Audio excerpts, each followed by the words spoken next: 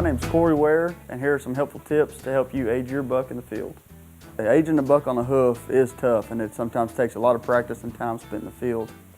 The good news is the basics are pretty simple. You just use the front, the middle, and the rear section of the deer to age it as best you can. Year-and-a-half-old bucks will have more doe-like characteristics than your older bucks. They'll have a very thin neck. Their back will have a slight dip in it, almost making the rear seem like it sits higher than the shoulders. Antler growth at this point, usually ear width, maybe a slightly narrower, and brow tines are normally underdeveloped. A 2.5-year-old buck will start to have a larger neck and a brisket that's visibly separate from the neck. Their backs are slender and straight, and stomachs are slightly concave at this point. They have doe-like hindquarters, underdeveloped brow tines are still common at this age, and the spread will sometimes exceed the ear width.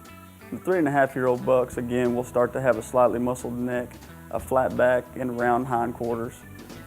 Their antler growth at this point will start to put on a little bit more mass, brow tines will become developed, and tine length will start to grow longer. The antlers at this point will be putting on more mass, they'll be rougher at the bases, and the spread will most likely exceed the ear width. A 4.5-year-old buck could easily be described as solid. Their faces will be real masculine, they'll have muscled necks with very pronounced briskets. Their backs at this point get wider but still stay flat. They'll have full stomachs and muscled hindquarters. Antler mass, tine length increases dramatically, and also the oncoming of non-typical points, such as stickers or drop tines, will form at this point. A 5.5-year-old buck, which is what most people would consider to be a fully matured deer, will start to have a very wrinkled face. It'll have sagging back, protruding stomach. The hindquarters will appear underdeveloped compared to the front shoulders, which some people compare to maybe a linebacker in football. 6.5-year-old deer will definitely show his age. The eyes will be sagging, loose facial skin, swayed backs, a prominent stomach.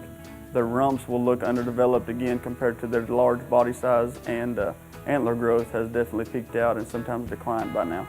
Aging a buck based on these characteristics and from a distance takes many years of experience and isn't always exactly accurate. The only true way to tell how old a deer is after you harvest it, look at its teeth. As a deer gets older, the teeth lose their sharpness and will sometimes be missing as the deer gets older.